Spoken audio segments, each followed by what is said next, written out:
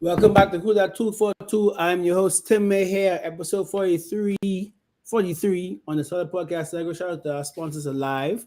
And today I have Jason Brennan. I don't know why you have his full government name here. Like this is such a formal podcast. But hello, say It's my this is name. Jace. This is Jace here, and there'll probably be a couple of things to talk about.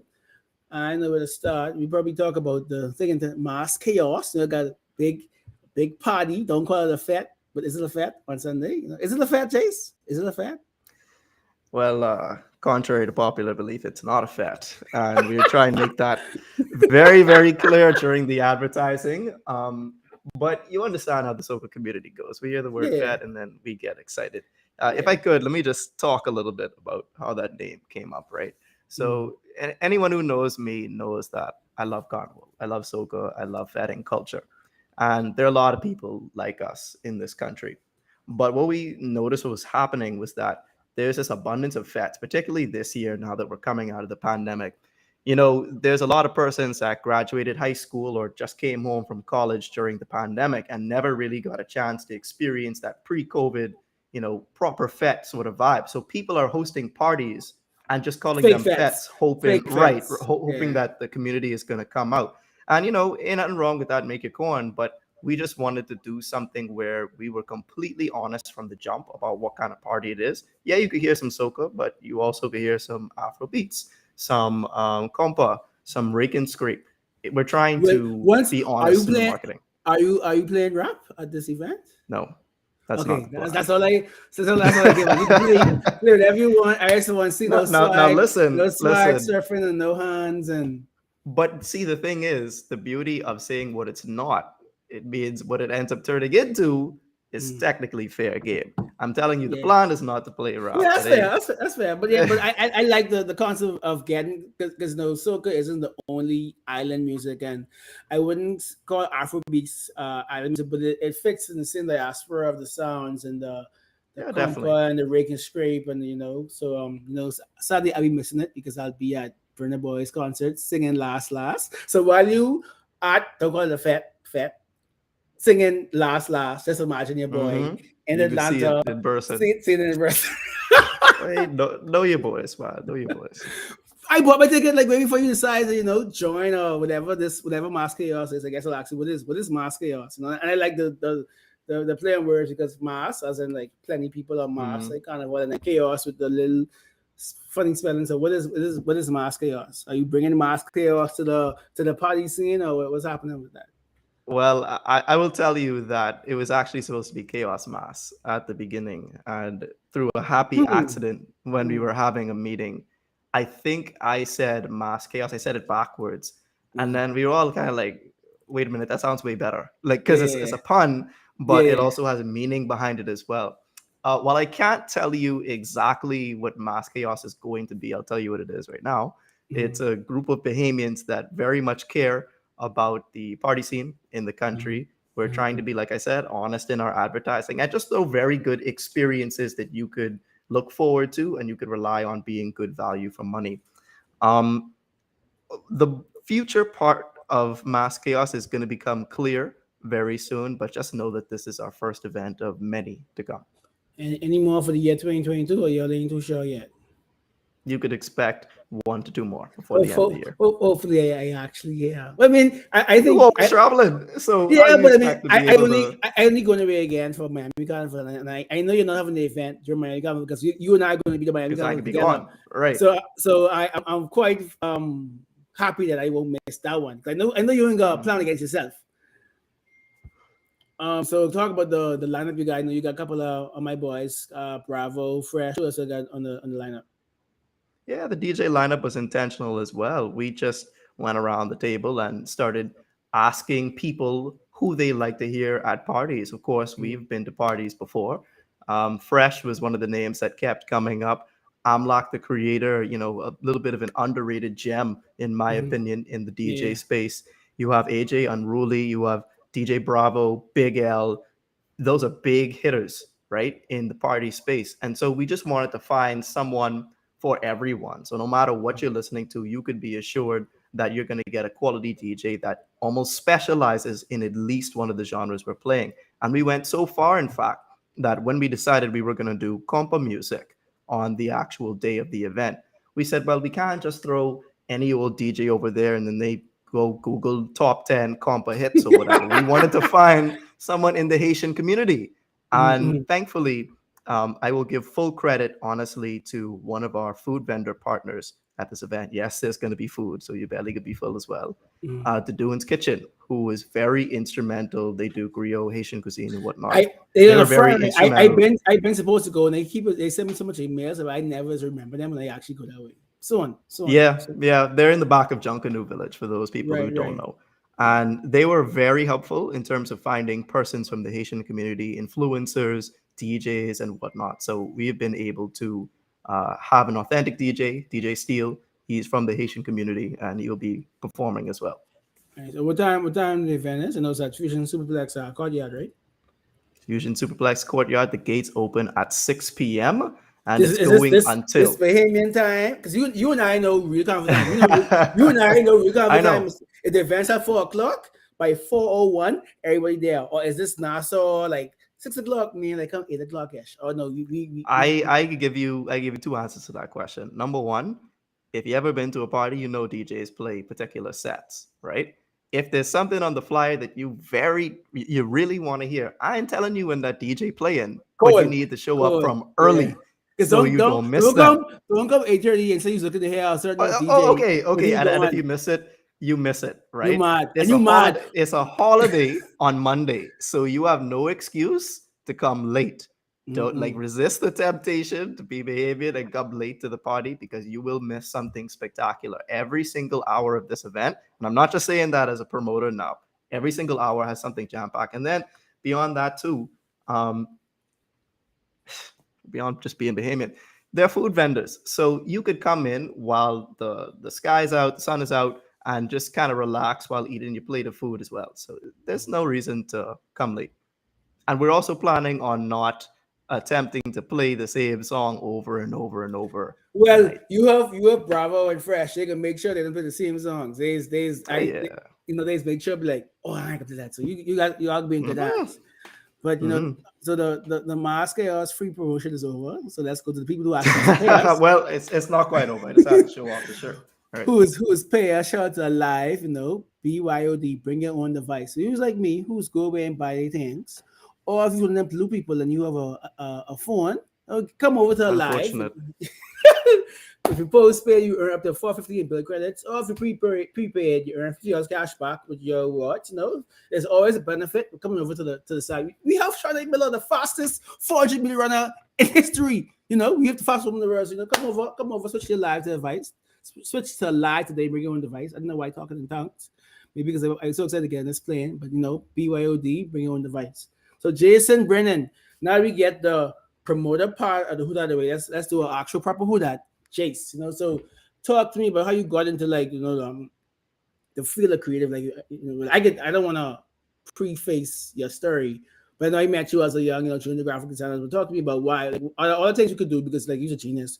You could have just been a regular politician. You kind of smart, I'm not gonna. I'm a very honest person. You're kind of smart. You didn't have to do graphics, but why graphics? Or you just decided to go sit behind one desk and give orders. Um, yeah, still stuck on the genius comment. But truly, how did I decide to be a creative? I think there's a sentence on my portfolio that sort of sums it up. I am a strategist by nature, but I'm a creative by heart. I don't think I ever chose specifically to be a creative. Actually, to the point where when I decided I would study advertising at Johnson and Wales University, Johnson and Wales had a very specific kind of way of educating their students about the industry. In the first year, you would do general studies in marketing. And then in the subsequent 3 years, you would have to specialize either in the media buying, that's like buying commercials and stuff like that, in creative, which is your graphics and writing, or the strategy portion of it, which is the overarching stuff. And I told my professor from my second year, I don't think I fit neatly into any one of the categories. I think I want to do a little bit of mix of strategy and creative. And he said, yeah, well, okay, everyone says that. But at the end of the day, employers need to know what you stand for and like what your chief skill is when you leave the market. So hopefully by the time you graduate, you could pick one. And I said, okay.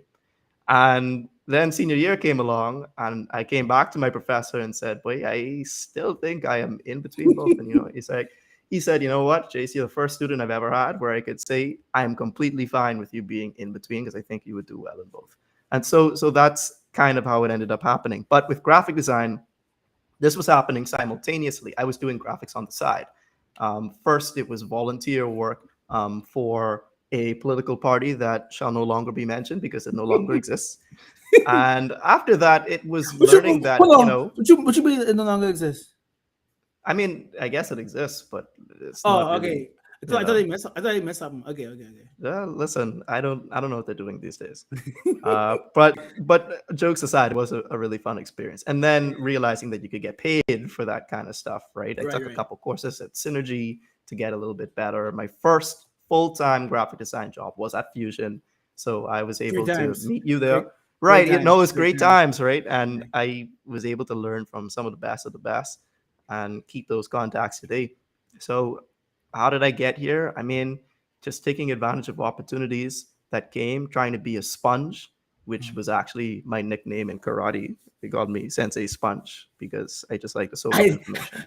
I did not know that. And Or yeah, yeah, a lot of people don't know that. I would have put your contact on my phone and SpongeBob. Thanks for letting me know. Oh, I'm not. Jesus I'm Christ. not. All the young people, all the young kids in the class said SpongeBob, and I'm like, please, it's just Sponge. I don't need you disrespecting Ah! me like this. But hey, it's Oh cool because man. whenever they see me in public, they bow and all that. Oh, Yeah, karate yeah, yeah. respect. It's cool. But yeah, So they that's first met. kind of how I got here. So when I first met you, it was graphics, football, and politics. I wanted to ask you how find the balance between politics because you have spectrum politics, and I think that's such a Mm. unique thing. It's basically like a media hub trying to stay neutral. How tell me about the idea of forming that and navigating such a minefield because you never want to lean too much to a certain body and mess with your Yeah. bag later on. It's difficult when you are trying to be something that you're not. I am an opinionated individual, but I think I am a respectful individual, and that has allowed me to make a good amount of friends, no matter the political party, no matter what my own personal political leanings are, because what they are today is not what they were 2 years ago, 3 years ago, 5 years ago, 10 years ago. So I have been able to, no matter who I'm talking to, I kind of have always realized that there's this mutual underlying respect. And I think there's not enough of that in politics, really. So that was one of the main motivations behind starting Spectrum. It was me finding some of my friends or persons that I had only heard of on Twitter and messaging them on the side and being like, bro, y'all see the same thing that's happening, right? You all see that low key young people are not just the future, but the present of this country. They understand what's going on. They treat each other respectfully, but it doesn't seem like that. It feels like these parties are at each other's throats. And when enough person said, "Yeah, like I see that too," I asked her what we could do about it, and it just started out as podcast, us kind of like talking about all things in politics. This was a year before the last election, and it morphed into sort of like a political education tool for first-time voters, so that they knew what was going on. They understood whatever differences we could find about the various political parties, had an opportunity to bring on some amazing guests, some cabinet ministers, some senators, some pioneers in the youth activism space. Darren Turnquest was one of the first persons who was so happy to come on and be a guest. So yeah, man, I don't know, 43 episodes. I mean, I got to give you credit. Like you've been running for a long time, but Well, it's been a fun journey. mm-mm. Just for you new listeners, don't mind if 43. I actually have like 200 episodes from 2014, but I Slight have flex, slight but flex. I had to evolve, and I think that's a good thing about technology. Like I going from having to set up a big tree camera setup and having a microphone Yeah, to whereas during COVID we could do this over the internet. yeah. And so you said something very important that he's a lecturer or he's an advisor. And who told you you have to choose? My advertising professor. You're a professor. So right now, do you think that in the next 2 to 3 years, because the next election will be like 26? 26, So could be earlier. right. So how do you foresee you having to balance like on one side you use a junglist on your head promoting mass chaos, unless in your professional side you do creative marketing, and then you have your real passion. is politics. How and I have I have my way how I balance. We're talking about how you intend Yeah. to balance those three things. All three of those things. So maybe your professional life isn't as public, but definitely the jungle is and the politics are going to be, front facing, talking about balancing that because we live in an age where, like, I don't know if you remember the Senator twerking, Yeah. but Oh, jeez. you Yeah. have your time having a good time with the party should not affect how you on stage talking about politics, talking about that. Yeah, I would go back to one of the things that I started to say, which is you want to be very true to yourself. A lot of people don't know this, but I am a more reserved person than it may appear because I love Mm. carnival so much. Carnival is the one area where I feel more free, like a little Yeah, bit more like which I is can the point. let loose. Which Which is the is the point. point, right? And which Yeah. is why people love it so much. And actually, I was supposed to say this before, the name Mass Chaos, in addition to being fun, we realize that the central element of carnival is the chaos when you just Organized chaos. forget, Yeah. when you forget about people who are watching, when you forget about the job that you got to go back to tomorrow, and you just having fun. That's chaos, but it's a beautiful sort of chaos. So that was one of the inspirations behind the name.